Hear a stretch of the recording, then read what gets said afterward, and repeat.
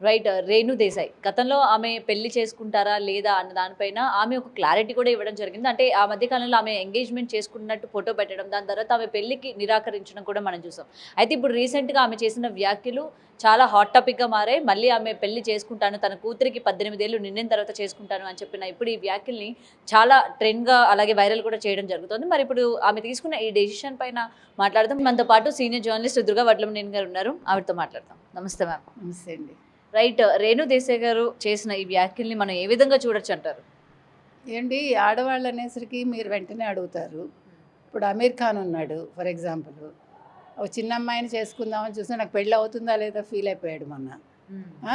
వీళ్ళందరూ కూడా ఇప్పుడు కొత్త ట్రెండ్ ఏంటంటే పాత భార్యలతోటి వీళ్ళు టచ్లో ఉంటారు, పిల్లలతో టచ్లో ఉంటారు, మళ్ళీ కొత్త పెళ్ళిళ్ళు చేసుకుంటారు. సో ఆడవాళ్ళ అనేసరికి ఎందుకు మనం మాట్లాడతాం? రేణు దేశాయ్ గారు చేసుకుంటే మనం ఆహ్వానిద్దాం తప్పకుండా. ఎందుకంటే ఆవిడ చిన్న ఆవిడ, she has a long life. ఇప్పుడు పవన్ కళ్యాణ్ గారు ఆల్రెడీ మ్యారేజ్ చేసుకున్నారు, పిల్లలు ఉన్నారు. ఇప్పుడు వాళ్ళ వ్యక్తిగతాలు అయినప్పటికీ వాళ్ళు సెలబ్రిటీస్ కాబట్టి మనం మాట్లాడతాం అంతవరకే. సో ఇంకా చాలామంది ఉన్నారు మనం తీసుకుంటే. ఈ మధ్యకాలంలో చూసుకుంటే మగవాళ్ళు విడాకులు ఇవ్వడం, పెళ్ళిళ్ళు చేసుకోవటం, ఆడవాళ్ళు బలైపోవటం. కమల్ హాసన్ తీసుకోండి, వాణి గణపతిని చేసుకున్నాడు ఆయన. అంతకుముందు శ్రీవిద్యను ప్రేమించాడంటారు. సారీ. తర్వాత సారికను చేసుకున్నారు, సారికను వదిలేశారు, పిల్లలు ఉన్నారు. తర్వాత మళ్ళీ గౌతమితో ఆయన సహజీవనం చేశారు. గౌతమి ఎందుకు విడిపోయారో చెప్పలేదు కానీ బట్ ఆవిడ బాధపడుతూనే విడిపోయి ఉండొచ్చు, మనకు అనిపించింది అది ఆవిడ మాటలను బట్టి. నేను అనేది మగవాడికి ఒక న్యాయం, ఆడవాళ్ళకి ఒక న్యాయం లేదు. ఆడ మగ తేడా లేదని మనం మొదటి నుంచి అదే చెప్పాం. కాబట్టి ఒకవేళ రేణు దేశాయ్ గారు చేసుకుంటానంటే సంతోషిద్దాం. కానీ ఆవిడ నేను పిల్ల పెద్దదయ్యాక చేసుకుంటాను, ఇప్పుడు చేసుకోను అంటే అది ఆవిడ ఇష్టం. చేసుకున్నా తప్పులేదు, చేసుకోకపోయినా తప్పులేదు. ఎందుకంటే ఆవిడ జీవితాన్ని నిర్ణయించుకునే హక్కు ఆవిడకుంది. అదేవిధంగా ఆవిడ రాజకీయాలకి నాకు వచ్చేదానికి అవకాశం దొరికింది గతంలో, నేను మిస్ చేసుకున్నాను, రాజకీయాలు కూడా నాకు ఇంట్రెస్ట్ అంటున్నారు. Okay, let her come. నేను అనేది ఆడవాళ్ళు ఇలా ఉండాలనుకుంటే అలా ఉండొచ్చండి సొసైటీలో. కానీ అట్ ద సేమ్ టైం ఎవరికి వాళ్ళు నామ్స్ అనేది వాళ్ళు పెట్టుకోవాలి, అంతవరకే. అంటే మనం చేసేది మంచిగా చెడా, దీనివల్ల మన పిల్లలు బాధపడతారా, లేదు మన కుటుంబం బాధపడుతుందా, ఆ పరిధి చూసుకుని మీరు నిర్ణయాలు తీసుకోండి. ఒకవేళ మీరు పిల్లల్ని ఒప్పించగలిగి చేసుకుంటారా, వెల్ అండ్ గుడ్. అది కూడా మీ చేతుల్లో ఉంది. కాదు నాకు పిల్లలకి ఇష్టం లేకపోయినా నేను చేసుకుంటానంటే వచ్చే అతను ఫస్ట్ 2 విషయాలండి. ఆడవాళ్ళు ఎక్కడ మోసపోతారంటే ఫస్ట్ మనం ఒకరిని ఇష్టపడ్డాక మనం వాళ్ళలో మంచి చూస్తాం, రెండో కోణం ఎప్పుడు చూడం. ఫస్ట్ రెండో కోణం కూడా చూసుకోవాలి. వెదర్ ఇప్పుడు నేను ఇతన్ని చేసుకోవటం వల్ల నా ఫ్యూచర్ బాగుంటుందా లేదా, నేను మళ్ళీ దెబ్బతింటానా, నా పిల్లల్ని యాక్సెప్ట్ చేస్తారా లేదా. ఇప్పుడు పిల్లల్ని వదిలేసి చేసుకోదలుచుకుంటే మీ పిల్లలకి ఏదైనా ఒక మీరు ఎక్కడైనా పెట్టగలను, వాళ్ళకి షెల్టర్ ఇప్పించగలను, మా అమ్మగారు చూసుకుంటారు, నాన్నగారు చూసుకుంటారు, నేను మ్యారేజ్ చేసుకుని విడిగా ఉండగలను అనుకుంటే మంచిది, చేసుకోండి. కాదు అతను లైఫ్ లాంగ్ నన్ను చూసుకుంటాడు, ఖచ్చితంగా నా పిల్లలకి ఒక మంచి తండ్రిగా ఉంటాడు అనుకుంటే కూడా చేసుకోండి. కానీ చేసుకుని బాధపడద్దు. ఎందుకంటే మనం చాలామందిని చూసాం. మనం ఆడవాళ్ళు ఎక్కువగా ఈ ఇబ్బందులకు గురవుతూ ఉంటారు. ఇప్పుడు మీరు ప్రకాష్ రాజ్ని తీసుకోండి, ఫస్ట్ భార్యను వదిలేశాడు, దానికి రీజన్ ఏంటో మనకు తెలియదు. కొడుకు చచ్చిపోయాక అతను భార్యను వదిలేయడం జరిగింది. తర్వాత ఒక చిన్నమ్మాయినే చేసుకున్నారు, కొరియోగ్రాఫర్ని చేసుకున్నారు. సో వాళ్ళందరూ మగవాళ్ళు హ్యాపీగా ఉన్నప్పుడు ఆడవాళ్ళు ఎందుకు హ్యాపీగా ఉండద్దు?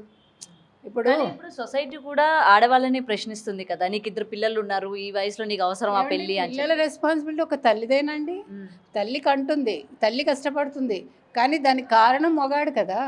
మీకు నీనా గుప్తా గుర్తుందా? ఒకప్పుడు హీరోయిన్ ఆవిడ. నీనా గుప్తా రిచర్డ్ తోటి అనుకుంటా కూతుర్ని కంది. Now she repented of late. నేను అప్పుడు ఎందుకు అట్లా చేశానో నాకు తెలియదు, పెళ్లి చేసుకోకుండా పిల్లని కన్నాను అండ్ ఆ పిల్ల బట్టని ఈవిడే తీసుకున్నారు.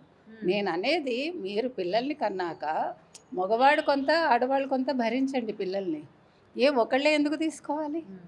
తల్లి కని ఈ బాధంతా భరించి దానివల్ల శారీరకంగా వచ్చే మార్పులు కూడా స్త్రీయే తట్టుకుని ఎంజాయ్ చేసేది మగవాడా? అది కుదరదు. మారాలి, అక్కడే మారాలి. అంటే మనం ఎంత కాదనుకున్నా మన మాతృత్వంతో ఏమవుతుందంటే పిల్లల్ని మనం వదిలిపెట్టలేము.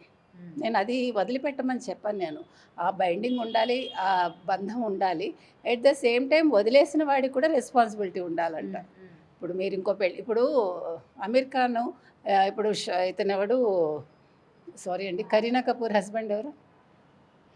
సైఫ్ అలీ ఖాన్. ఇప్పుడు సైఫ్ అలీ ఖాన్ ఉన్నాడు, మ్మ్. పిల్లలతో ఉన్నాడు కదా. అవును. ఇప్పుడు కరీనా కపూర్కి తెలిసే చేసుకుంది, ఇప్పుడు ఇద్దరు పిల్లల్ని కంది. మొన్న ఏదో గొడవ అయింది, ఆ గొడవ మళ్ళీ బయటికి రాలేదు కదా. అవును. అంటే తప్పు ఎవరిదో మనకు తెలియదు. నేను అనేది మగవాడికి ఒక రూలు, ఆడవాళ్ళకి ఒక రూలు పెట్టకండి. ఇదే ఆడవాళ్ళు చేస్తే ఈ పాటికి దాని మీద 100 కథనాలు వచ్చేవి. ప్రతిదానికి ఇప్పుడు కొత్తగా ఏం నేర్చుకుంటున్నారంటే సెలబ్రిటీస్, మా ప్రైవసీని మీరు భంగం కలిగించకండి. మరి మీరు బాగా ఉన్నప్పుడు మాత్రం మీ ప్రైవసీని భంగం కలిగించి వీళ్ళు ఫోటోలు తీసుకోవచ్చు, మీ గురించి కథనాలు రాయాలి. మనుషులండి, మనుషులకి మీ గురించి కావాలి, మంచైనా చెడైనా. కాబట్టి మీరు కూడా కోఆపరేట్ పబ్లిసిటీ చేసేది వాళ్ళే, తర్వాత పబ్లిక్ ఎందుకు ఇందులో ఇంటర్వ్యూ ఒక సెలబ్రిటీని చేసేదే media. You should not forget that. అందుకని ఇప్పుడు మీరు కొంచెం స్పేస్ ఇవ్వాలి వాళ్ళకు కూడా, ఖచ్చితంగా ఇవ్వాలి. కాబట్టి నేను అనేది ఏంటంటే, ఇప్పుడు కరీనా కపూర్ కూడా 10 ఏళ్ళ తేడాతో చేసుకుంది. చేసుకున్నాక ఆవిడ ఇద్దరు పిల్లల్ని కన్నాక, ఇప్పుడు మీకు ఒక డైలాగ్ కూడా అంది ఆవిడ లాస్ట్ ఇయర్ అనుకుంటా. సైఫ్ 10 ఏళ్ళకి ఒకసారి ఒక పిల్లాడినో పిల్లనో కంటూ ఉంటాడు. She said that. ఓకే. అంటే ఆవిడ చూసుకుంటే 10 years గ్యాప్లో ఇద్దరు పిల్లలు, అంతకుముందు ఇద్దరు పిల్లలు అని చిన్న వయసులో అతను పెళ్లి చేసుకున్నాడు. నేను అనేది అది, అంటే మీరు పెళ్ళిళ్ళు చేసేసుకుంటారు, పిల్లల్ని కనేస్తారు, వాళ్ళ బాధ్యత ఆ వదిలేసిన భార్యో లేకపోతే ఉన్న భార్యో చూసుకోవాలి. అది ఆడవాళ్ళేదే కాదు బాధ్యత. కాబట్టి వాళ్ళ రేణుదేశాయ్ విషయం తీసుకుంటే let her marry, nothing wrong in it. నేను చెప్పేది అది. ఓకే. సో నెగిటివ్ కమెంట్స్ చేసేవాళ్ళు కావచ్చు, ఇవాళ ఆవిడ గురించి మాట్లాడే వాళ్ళ గురించి ఏం చెప్తారు? ఏమండి, ఇప్పుడు పవన్ కళ్యాణ్ గారి భార్య కాదు ఆవిడ, కాబట్టి పవన్ కళ్యాణ్ గారితో లింక్ చేసి మాట్లాడక్కర్లేదు. పవన్ కళ్యాణ్ గారి జీవితం పవన్ కళ్యాణ్ గారు గడుపుతున్నారు. కాబట్టి రేణుదేశాయ్ గారి జీవితం రేణుదేశాయ్ గారిని గడపనివ్వండి.